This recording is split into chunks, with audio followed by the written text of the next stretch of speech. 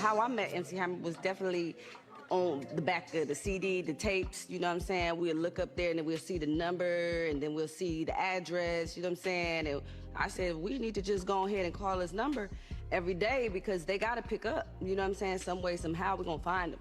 And that's what happened. We looked up the number and we ended up reaching MC Hammer, and my brother, who's also a rapper and who actually was really close with Tupac, it was just like no way that he could tell us no, like, you know, so he ended up talking to my brother and he took us down to Fremont.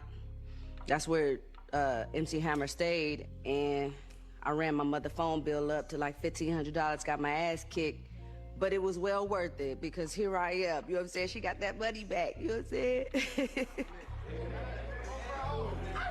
Hammer was our way to get to LA because he was like working with Suge Knight and Death Row and Tupac and that whole bit.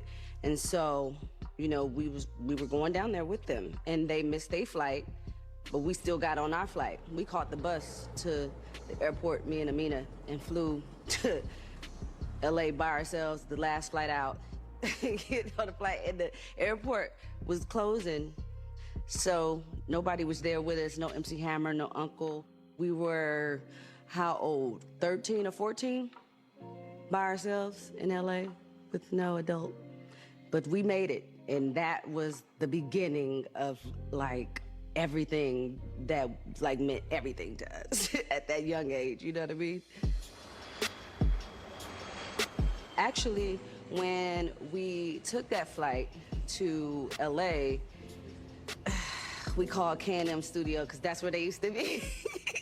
So we knew that for sure, that they used to be a K&M studio, and we called and called and called, and Tupac was the only one in there that night. And they like, we in the studio, he ain't accepting no calls. And we like, well, we only 14 years old, and we at the airport, and he talking about, I'm on the phone, like, he talking about he love the kids, he gotta pick up for us, how he gonna love the kids, and he gonna leave us at the airport all by ourselves. I mean, is he real or what's up? Like, you know what I'm saying? Like, he can't be faking it.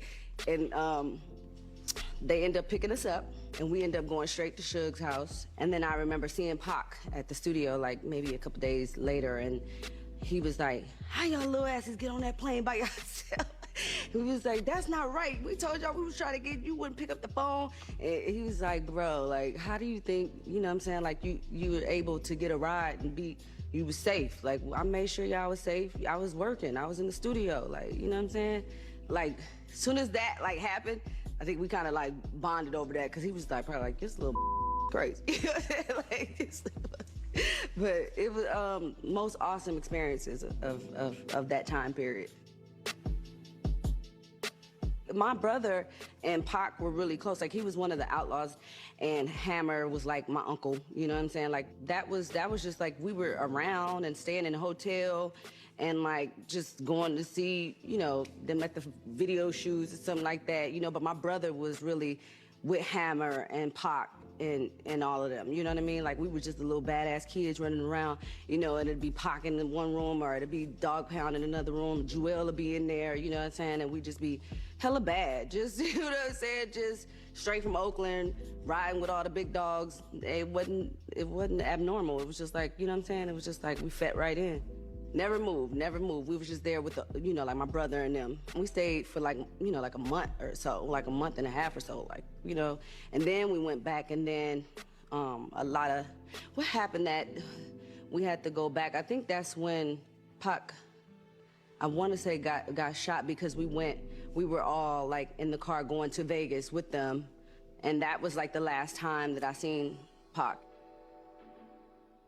Like, I mean, just the best person that I mean, like, to me, you know, like, just even all the crap that he used to talk, and just, he still had a great heart to me, you know what I'm saying? And he still looked out for us, you know, he still made sure that we understood that he was there, and he understood that we was kids and we didn't need to be in that kind of environment. Made sure we didn't like sing and rap about, we was singing and rapping about weed, and y'all not singing that shit. Y'all not, like, y'all get out and go sing about some flowers and some, you know what I'm saying, about something like that. Like, y'all just, like, so I love the fact that I was able to meet him, because it made me believe, you know, that I really actually was gonna make it. But it was unfortunate that the way he told me made me feel like he knew, you know what I'm saying, that he was leaving that night.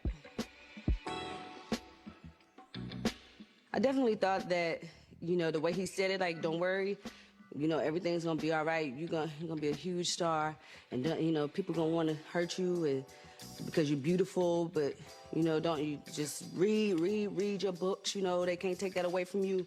And I'm like, what in the hell? Like, you know what I'm saying? Like, he all like, I'm like, what is you talking like you ain't, you know what I'm saying? Like, this is the last time I'm gonna see you. He just, I don't know, that's what I remember and how it went down and everything.